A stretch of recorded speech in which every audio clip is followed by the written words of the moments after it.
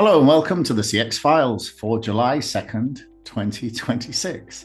My name is Mark Hillary and I'm in Sao Paulo, Brazil. And I'm Peter Ryan, back in Montreal after an epic trip to Europe, Spain, and the UK. I couldn't ask for two funner countries to visit, Mark.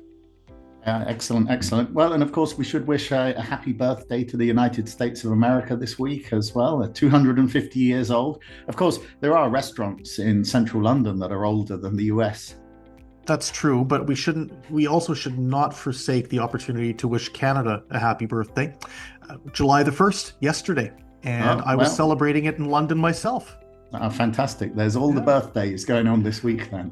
That's it. That's it. No, it's definitely a shutdown week for the US and Canada. North America is very quiet with our version of the 4th on the 1st and the 4th of July happening a couple of days later. You don't find a lot of people in the office, but backyard barbecues, trips to the park, the beach, all very, very big things that people are doing in the States and Canada. So hope everybody enjoys themselves. Yeah, go for it. Enjoy the week anyway. And also the fact that it's now July, so it's really the middle of summer. People are looking forward to vacations and stuff, Yeah. even though it's the middle of winter where I am. Yeah, well, your winter, I would take any day of the week over mine. But look, hey, you know what? You take what you can get. So Yeah, anyway, yeah. Mark, listen, we have got a absolutely deadly episode this week. We're talking about cybersecurity from the perspective of CX delivery. Now, I was really excited to catch up with Mo Patel, who's a director and an advisor at Huntress Labs. Now, Huntress is what I would say cutting edge cybersecurity provider. And I've had the chance to get to know this organization quite a lot over the course of the past several months. But what I think is really important is in an era where we're talking about a lot of buzzwords and a lot of hype in our industry, a lot of people I don't think are giving enough credence or enough visibility within the scope of their operations to cybersecurity. What's interesting about the chat with Mo was the fact that as as we were organizing the interview, I was going through some data that just came out from the CX Technology and Global Services Survey. Now, Mark, as you know, that's the annual sounding I do of the enterprise CX community, the buying community for both tech products and CX services. What was interesting was when looking at some of the challenges that enterprises are facing within their CX departments, when looking at what they're seeking out in terms of a BPO provider, in terms of skills and adeptness, cybersecurity pops up all the time. Data protection, fraud prevention. These are all factors that I think have not gone away. And you've been around the industry as long as I have, and you know these are omnipresent issues that are going on in the scope of any element of operations, managing compliance, etc. So I was able to dive into these topics with Mo over the course of our chat. And one of the things that struck me was the fact that Mo had identified all sorts of different vulnerabilities that CX departments should be thinking about. Equally speaking, he touched on something that I think our listeners will really come to appreciate. I was going to say enjoy, but enjoy is maybe not the word. But but realize the fact that when we're talking about especially BPO suppliers, this is part of the supply chain, and it's a very vulnerable element of the supply chain in many cases if they're not properly invested in cybersecurity products or services or protection. And furthermore, if they can get into a BPO supplier, it's a gold mine. When you think about all the different names and details of consumers or even businesses that the outsourcer is supporting on behalf of a client, there's a lot to consider here. And Mo was able to break it down into a lot of very easily understood components over the course of our chat. Yeah, it's an area that I don't think people take seriously enough. It's almost as if they don't want to invest in it. They kind of hope that it's never going to happen to them. Yeah. And IBM publishes a great report annually that sort of summarizes this entire area. And they put a number on it. It's about $5 million.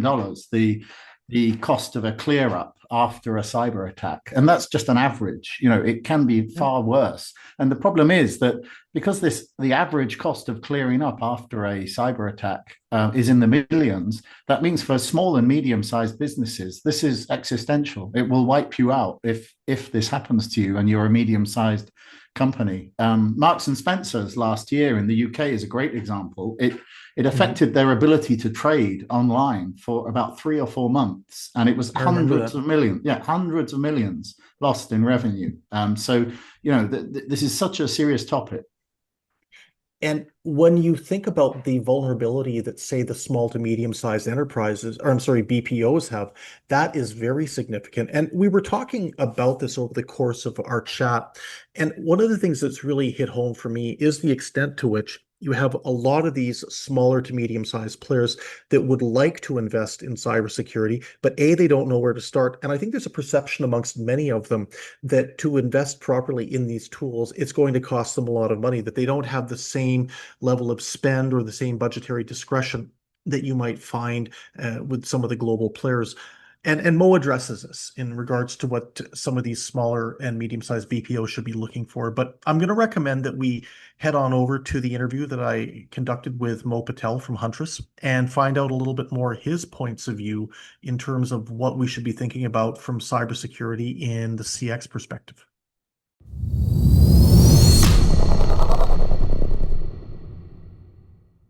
The CX Files this week is very excited to tackle a topic that's top of mind for so many different operators, whether they're captives or outsourcers. And that issue is information security, specifically cybersecurity. And I couldn't think of a better person to join me for this discussion than Mo Patel, who is a cybersecurity advisor at Huntress. Mo, great to catch up with you today. Thanks for having me, Peter. Happy to be here. Well, I'm very happy to have you, and I'm especially conscious as well that you're about to go on vacation. We were bantering a little bit about that before I hit the record button. So, taking some time before your desk is clear to talk to us a little bit about trends in cybersecurity is greatly appreciated.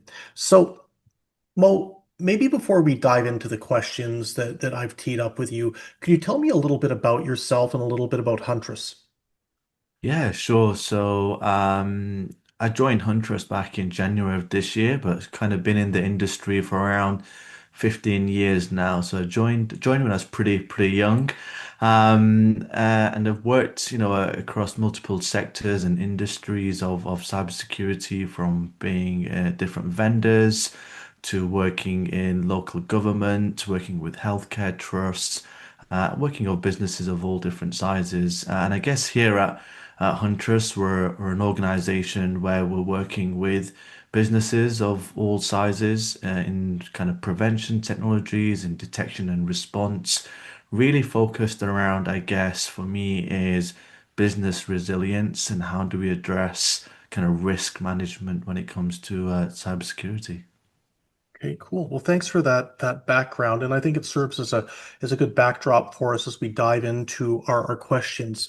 Now, one of the big issues I think that we're seeing right now in customer experience management is the extent to which CX leaders are prioritizing cybersecurity. So, as a way of framing this discussion, Mo, can you tell me how is it that CX operations are vulnerable for cyber attacks? What are some of the more important things that a CX leader should be thinking about when it comes to their vulnerabilities? Yeah, sure. I think, one of the things that kind of comes to top of mind really is, CX leaders and their businesses very much sit within that supply chain. And so if we think about these criminals, these attackers who want to target different businesses, if they could go to somebody in the supply chain, like a CX business, then they could walk in, get the right credentials, and have mass access to different organizations by only targeting one particular business. And I guess, the nature of the CX environment is to work with different businesses, to work with them on their platforms, their customers. And so that kind of makes them, a real target for what attackers are looking for. They kind of, I want to say they struck gold if they managed to get in with the amount of data that's been held by these CX organizations, whether that's payment information, PI data, or direct access into some of these, enterprise CRMs, I guess, which we're using. So, yeah, I guess, BPO's become that supply chain multiplier, I guess. And so the criminals, they don't need to spend months and months trying to break into one business, target one of these, and they get access to mass companies.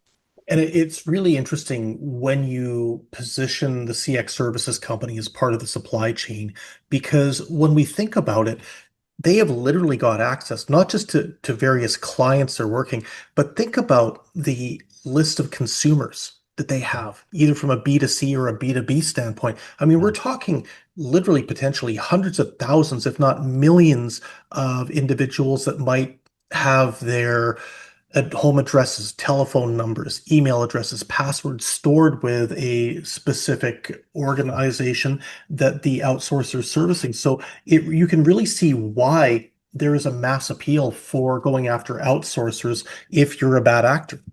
Yeah, it just becomes really lucrative. The data that's been held there, one, it can be used to instigate further attacks against the consumers and other people that they want to target. But also it can be sold. It's valuable to sell Mm, this data out on, the dark web as well. And so, there's a financial aspect, a monetary aspect that drives a lot of these threat actors and criminal groups that we see, and they are criminal groups that are out mhm. there who are going to go after this type of stuff. One of the things that I've picked up on when it comes to especially the outsourcing community, where I think we can all agree that margins are tight, and for many outsourcers, discretionary spend, or not even discretionary spend, but even just traditional operational budgetary spend can be a bit challenging, even at the best of times. When it comes to certain aspects of their operations, they take what I call the "don't worry, be happy" approach. Just pretend that there's no problem, ignore it, and with any luck, no issue will pop up. But you know as well as I do, Mo, that 9 times out of 10, it's going to happen. Something that you just don't think is going to happen, it will happen, and you're going to be caught out. So, what do you think are the risks for BPOs that are underinvesting in cybersecurity in 2026? Because it strikes me, based on what we've talked about so far, the risks are profound. Yeah, I like what you're saying there about don't worry, be happy. Like we might say, if it's not broken, then there's no need to fix it. If we've done things a certain way for many years, do we just carry on doing the same thing until it breaks? I think today we want to be in a position where we start looking at how do we be more proactive than be reactive. So do we wait for an incident to occur before we start to take things seriously, before we decide we're going to put some money on the table and invest in the right technology, invest in the right people? And it comes into that play of resilience. How do we ensure that the business can continue to function when one of these incidents happens? We see it in the news all the time of these major incidents that take place and businesses that come to a halt. We don't want to be in that position where there is business downtime, there is a financial risk and reputation element that's involved. Why would a customer or an organization want to do business with you if in the end it turns out that you did not put the right controls in place? So if I look at the trends, there's a good upwards trend, which is businesses are recognizing we need to adopt a more proactive element and have a more secure posture essentially for our business. But the trend, on the other hand, is we're seeing identity as kind of this new perimeter. And so we're talking to businesses now around, if a threat actor or a criminal leverages one single identity or valid credential to get their foothold into a business and perform one of these attacks, how far could they go? Would you realize that a valid credential is being used in an attack and what looks like to be a normal user in your organization. For me, that's kind of top of mind at the minute in discussions around trends that we're seeing amongst BPOs and other organizations. And I have to assume that, say, an outsourcer or even a captive, an enterprise managing its own cybersecurity gets caught out, there's got to be a significant statutory or regulatory amount of penalties that they're going to be facing. Exactly. And when we look at the regulations, and there's a whole heap of regulations there, depending on, which markets you sit in and whose data you're actually holding. When we look at the fines that come in and the learnings we look at from what is it that happened? Did you have the right controls in place today? Did you notify the regulator in the timely manner that you should have reported it? Did you report it? We've seen instances where an organization decides not to report and things they could, sweep it under the rug until some data appears on the dark web, and now there's questions being asked. So yeah, I think when you look at some of the fines that are involved when you haven't done the right things, that they're quite telling and could be, massively business impacting, and hard hitting on some of the profits as well when you look at end of year numbers as well.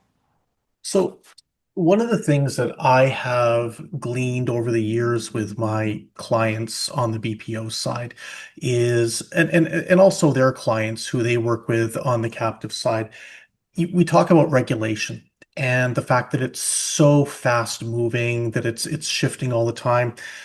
Now we're not even talking about, in some cases, national levels of regulation. We're talking industry regulation. We're talking state regulation. It comes down to even regional trends around what compliance is going to look like.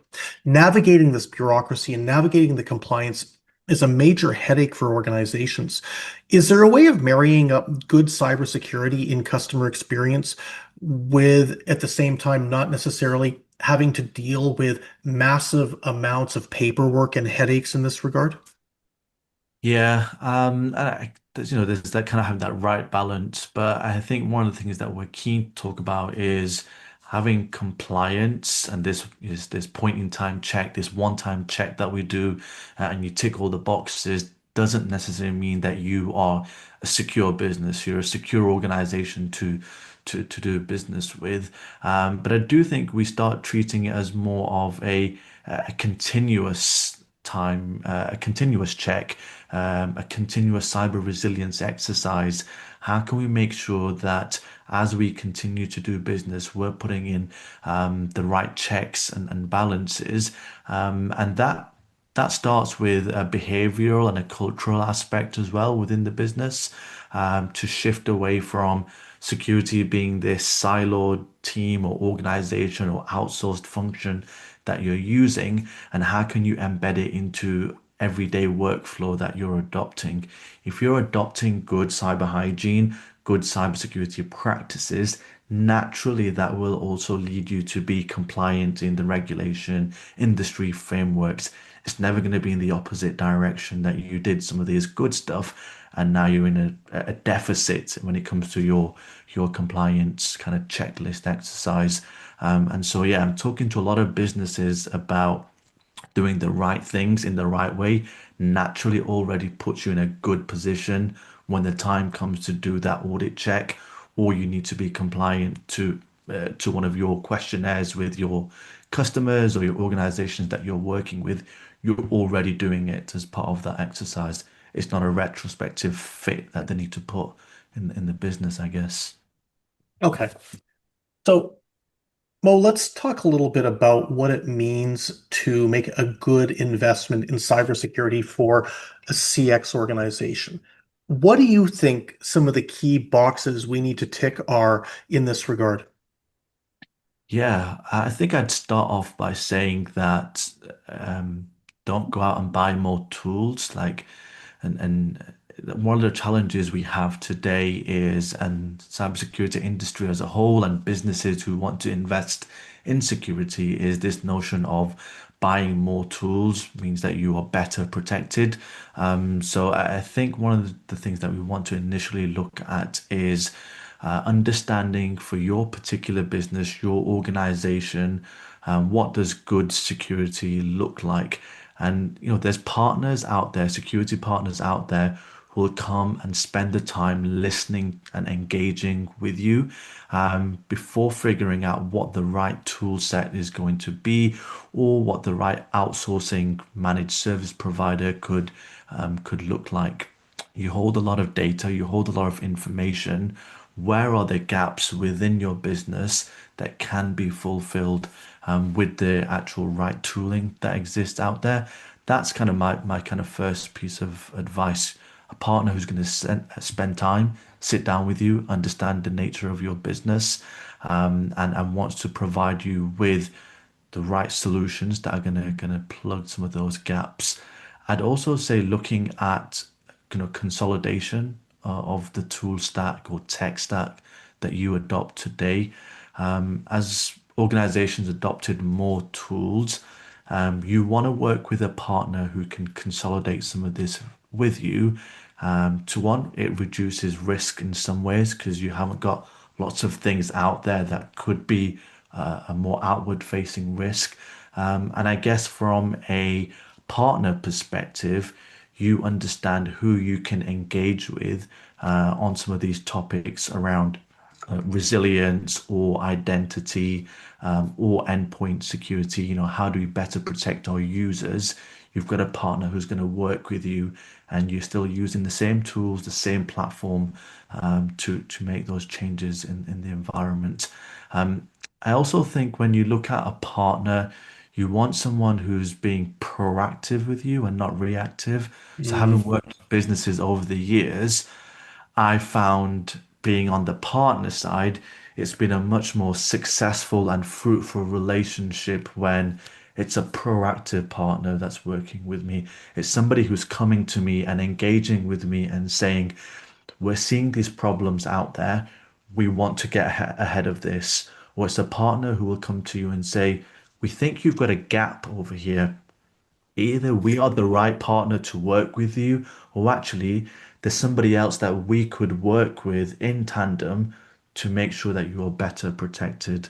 And I think those kind of relationships and partnerships are what make a really good partner in the infosec industry, I'd say. One of the things that I've heard from people many times when it comes to partnerships in the InfoSec, especially from, say, emerging or medium-sized enterprises, and this comes into play with the CX service providers too. I think there's always a fear that if you're going to engage, it's going to cost you a fortune. It's going to be a huge amount of money up front, huge capital investments. But I definitely think that cybersecurity has changed, and there is a solution out there for every size or every type of business. Would you agree with that, Mo? Definitely. If we look at the market today, there exist many different solution providers. I can speak for Huntress here. We work with all different sizes of businesses. And as I speak for the role that I'm in, where I'm engaging with our different partners and providers there at no extra cost to them, we work strategically with them on their cybersecurity strategy. How can we improve things?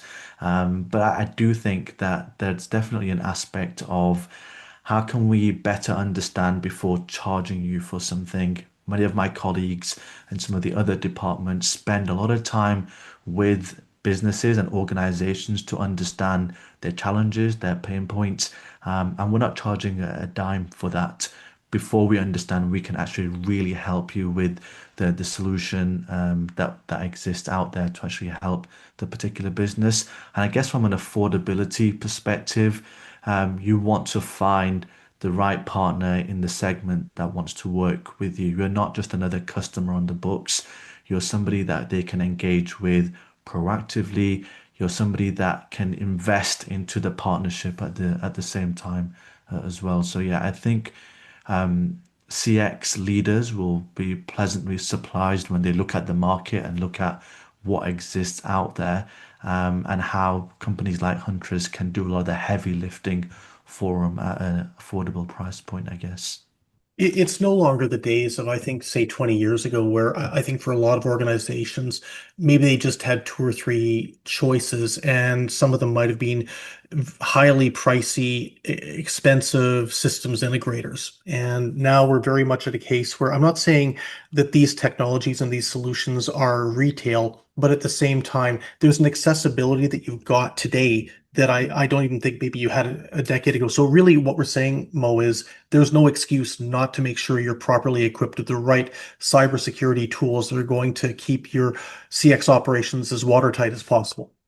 100%. Do the due diligence, go out into the market, engage with the right people, the right partners, and definitely look at what they can deliver for you as part of that security investment. Today, I guess there's more of what we do, which is kind of be that managed service provider, be that trusted partner in that engagement, as opposed to a big enterprise organization that does have that high price point and is just delivering a toolkit for you. We want to be the experts. We understand you concentrate on the business that you want to work on, and there's a whole market out there of cybersecurity experts that will work with CX leaders and their teams to make sure it's a right fit for what they're looking for in the market. Well, Mo Patel from Huntress, thank you very much. Been great to catch up and find out a little bit more around what some of the key trends are in cybersecurity as it relates to customer experience. It's your first time on the podcast. Certainly hope it won't be your last. Thanks for having me, Peter. Really enjoyed the conversation.